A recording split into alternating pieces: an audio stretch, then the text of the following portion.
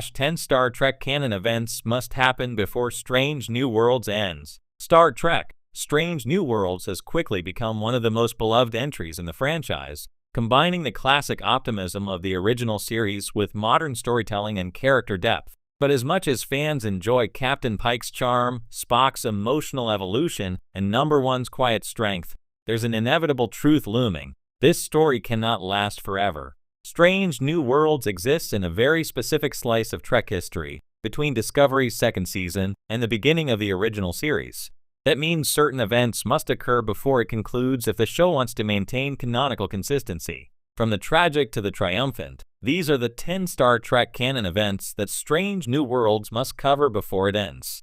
1. Captain Pike's fateful accident at Talos 4. The most unavoidable canon event of all is Captain Christopher Pike's horrific accident. We already know his fate. He's exposed to delta radiation while rescuing cadets, leaving him paralyzed and disfigured. Strange New Worlds has been building toward this destiny since Season 1, with Pike haunted by visions of his future. But what fans haven't seen yet is how the show will portray it.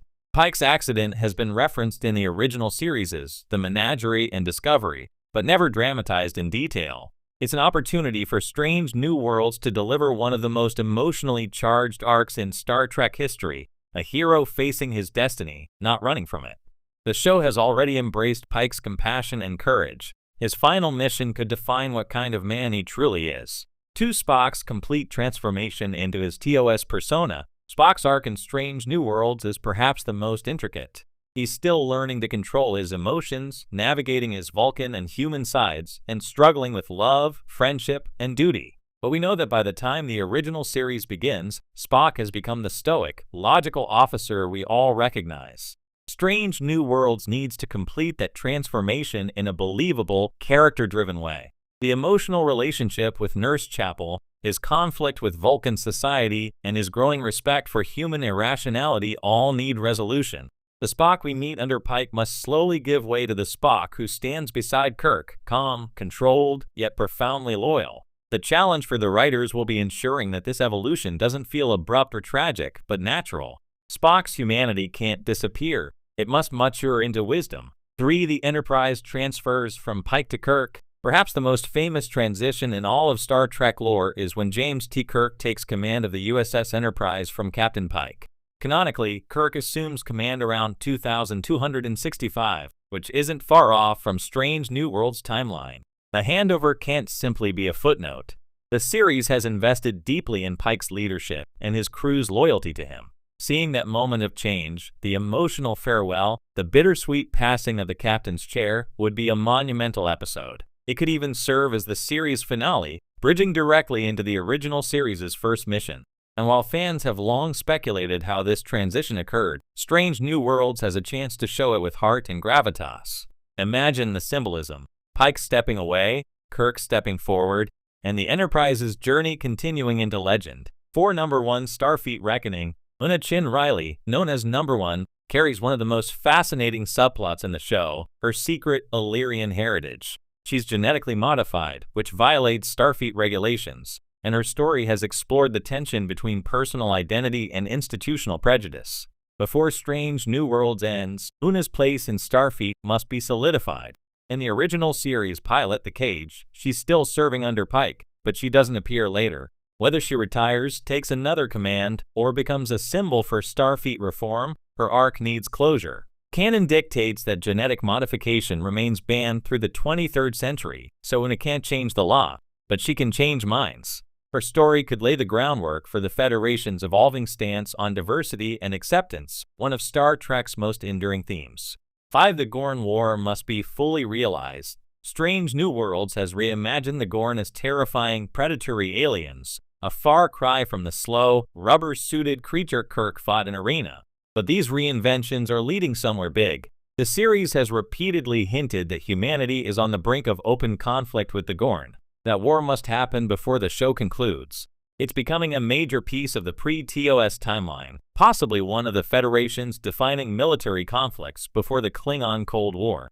Pike, Lon, and Spock are all personally tied to the Gorn menace, making the war not just a political event but an emotional crucible. A full-scale Gorn conflict could even serve as Strange New Worlds' climactic storyline, testing the ideals of Starfleet against a truly alien horror. 6. The death or departure of Chief Engineer Hemmer's successor. After Hemmer's noble death in Season 1, Star Trek fans have been watching his successor closely.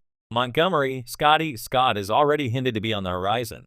He eventually becomes the Enterprise's chief engineer under Kirk, so Strange New Worlds has to show his arrival. Scotty's introduction could be more than fan service. It can represent the final piece of the Enterprise legacy clicking into place.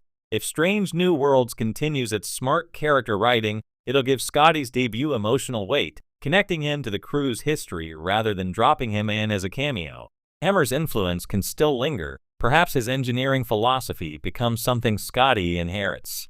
It's the kind of subtle passing of the torch Trek excels at. 7. The Klingon Cold War begins. Although Strange New Worlds has featured the Klingons, the full Klingon Cold War that defines the original series hasn't yet taken shape. Before the show ends, we need to see the seeds of that long, uneasy standoff.